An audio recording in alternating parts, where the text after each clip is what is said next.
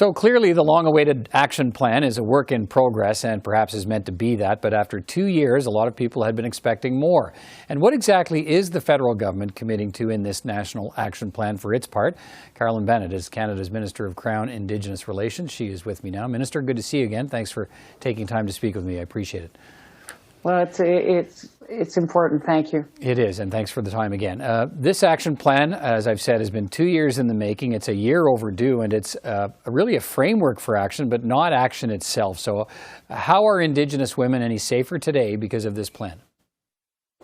Well, I think the work that we've been doing over the last 2 years has informed the work of many governments, including the federal government. And so we've seen the investments along the way.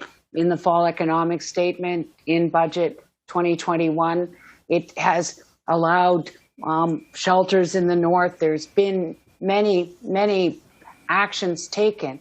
But what the National Action Plan means today is that the provincial and territorial governments, Indigenous organizations are all coming together to say this is the blueprint for what we need to do, and then we will together, as we look at everybody's contributions, there's a consensus document around the National Action Plan, but we will then move on with the implementation. But the most important thing, Peter, is that because of the data group, because of the commitment to have it evergreened based on results, that we will be able to measure and adapt and measure and adapt. So this is the June 2021 installment, but we will get on and work with our partners to implement it. And I think what you know is that the federal pathway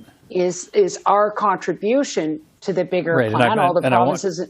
Yeah, and I want to get to that in a moment, but I'm still on the, Sure. A lot of people asking today, why isn't the plan fully costed with timelines for implementation and expected outcomes? When will we see all of that? Well, the federal pathway includes all of the funding from budget 2021, the fall economic statement, that the federal contribution has the costing there. As we move to implementing the National Action Plan, provinces and territories, Indigenous governments, land claim organizations, everybody will work together to make sure that the goal of ending violence against Indigenous women and girls and two-spirited people ends. And so we are committed to do that work and to be accountable for its results.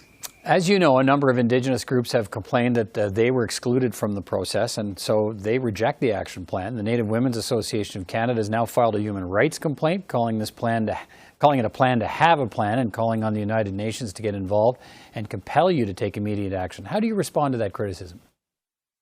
Well, the Native Women's Association had a full seat at the table.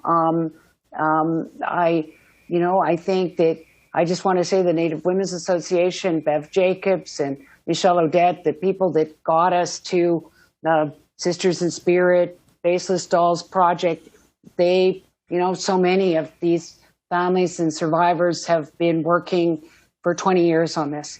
A lot of the people that I've been working with for the last 20 years feel that this is a hugely important day. Right, but how do you characterize what the leadership of the association's done today? Filed a human rights complaint. This week they created their own action plan, saying that yours is a plan to have a plan, and it doesn't work fast enough, so they're going to do their own thing. I think it's really important that we listen to the Families and Survivors Circle. They have worked extraordinarily hard to focus on the work and make sure there would be an effective and accountable plan. And if you saw their ceremony last night, they are very, very pleased and proud of the plan we've put forward. And so in working together in terms of as a collectivity of people focused on the work, that is why today is so important to me. And I think that the work that was done on the urban reality, Peter, if you saw this chapter that the Two-Spirited group have come with, it should be mandatory reading for every child in Canada in terms of what happened how homophobia arrived on the boats with the settlers. This is extraordinary work that over 100 Indigenous women and Two-Spirited people have worked together on this. Those are the voices that I think know they've been heard, and we look forward to working with all of the groups that want to improve the plan or want to help us implement it. We are open to all of the advice. Okay, you touched on the, let's spend a little time here on the federal pathway. This is the particular part of the action plan, the federal contribution, you touched on it. It promises transformative change backed by $2.2 billion in new spending over the next 5 years announced in the budget. What are you promising to make that change happen? It's 4 areas here, and if you can walk us through it quickly, what's the focus of trying to make that change take place? Well, as you know, even Budget 2021 was very faithful to the themes identified by the National Inquiry: culture, health and wellness, security and safety, and justice. And in all of the aspects of the priorities that were laid out in the final report, Reclaiming Power in Place, and as well, listening to the Family and Survivors Circle and all of the voices at the core, we developed the federal pathway based on what we were hearing, but also to be able to put the resources there so that people know that we're serious. Right, resources in Indigenous language, culture, infrastructure, health, and policing, all areas where you're going to be giving more powers and more spending involved to Indigenous groups to be able to deal with those issues on their own. Right? Yeah, it's about decolonizing. I mean, so many of missing and murdered Indigenous women and girls is the result of failed colonial policies, laws, omissions.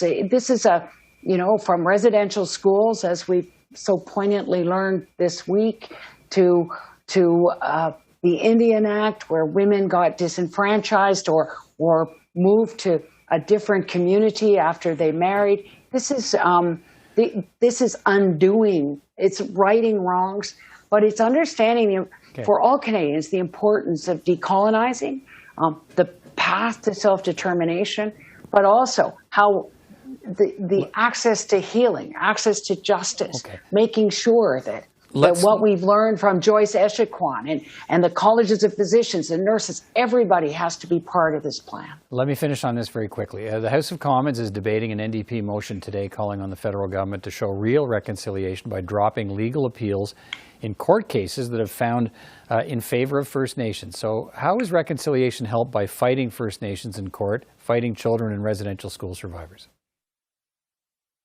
Well, firstly, we want to get out of court in whatever way we can, and we want to get to the table to resolve these in fairness, to get compensation to those children that were taken from their homes. But the Human Rights Commission has told you what the compensation is. They've given you a dollar amount. Here's what the children deserve. What's to be negotiated?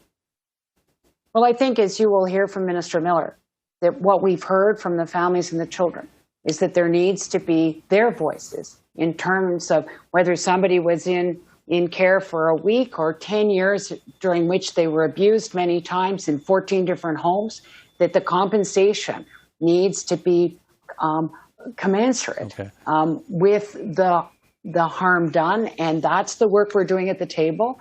And I think it is important that the voices of the families and the children, and now with the class actions, they are coming to the table to be able to sort that out. All right. Minister Bennett, good to talk to you tonight. Thanks for your time. We'll talk again. Thanks again.